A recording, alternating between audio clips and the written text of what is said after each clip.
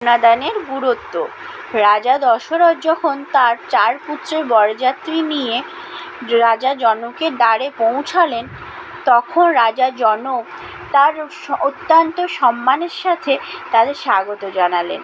ঠিক তখনই রাজা দশরথ এগিয়ে গিয়ে রাজা জনকের চরণ স্পর্শ করলেন। অত্যন্ত বিস্মিত হয়ে রাজা জনক দশরথকে জড়িয়ে ধরে বললেন, মহারাজ, আপনি বয়সে বড় এবং বরপক্ষের প্রধান অভিভাবক, আপনি কেন উল্টো গঙ্গা বইছেন, মানে আমার পা ছুঁয়ে প্রণাম করছেন?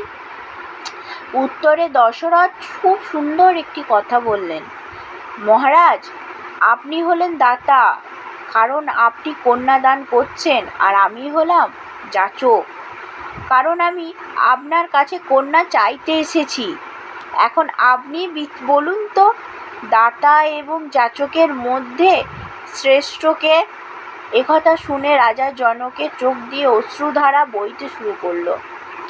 সেই মানুষগুলো খুবই ভাগ্যবান যাদের ঘরে কন্যা সন্তান থাকে, কারণ প্রতিটি কন্যার ভাগ্যে একজন পিতা জোটে, কিন্তু প্রতিটি পিতার ভাগ্যে কন্যা জোটে না।